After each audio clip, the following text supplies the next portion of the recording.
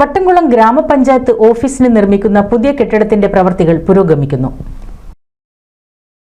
അടിസ്ഥാന സൗകര്യ വികസനത്തിന്റെ ഭാഗമായി വട്ടംകുളം ഗ്രാമപഞ്ചായത്തിന് നിർമ്മിക്കുന്ന പുതിയ കെട്ടിടത്തിന്റെ പ്രവർത്തികൾ ദ്രുതഗതിയിൽ പുരോഗമിക്കുകയാണ്. 2 കോടിയോളം രൂപ ചിലവിട്ടാണ് നിലവിലെ പഞ്ചായത്ത് ഓഫീസിന് സമീപത്തുണ്ടായിരുന്ന പഴയ കെട്ടിടങ്ങൾ പൊളിച്ചു നീക്കി പുതിയ കെട്ടിടം നിർമ്മിക്കുന്നത്.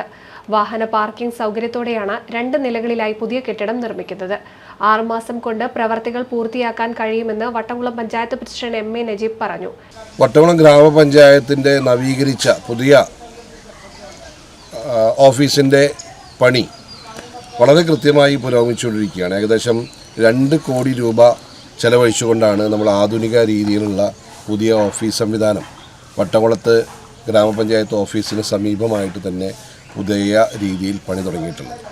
അതും നമ്മളെ സംബന്ധിച്ചിടത്തോളം സാഫ്കോ കൺസ്ട്രക്ഷൻസ് ആണ് ആ വർക്കും നിർവഹിച്ച് മുന്നോട്ട് പോയിക്കൊണ്ടിരിക്കുന്നത്. വളരെ കൃത്യമായി തന്നെ പണി വളരെ വേഗത്തിൽ നമ്മുടെ 6 മാസത്തിനുള്ളിൽ പണി പൂർത്തീകരിച്ച് പുതിയ നമ്മുടെ ഓഫീസ് കെട്ടിടം തുറക്കാം എന്നുള്ള പ്രതീക്ഷയിലാണ് ഭരണസമിതി അംഗങ്ങളും. എടപ്പാൾ ആസ്ഥാനമായി പ്രവർത്തിക്കുന്ന സാഫ്കോ കൺസ്ട്രക്ഷൻസിനാണ് നിർമ്മാണ ചുമതല. NCV news Edappal.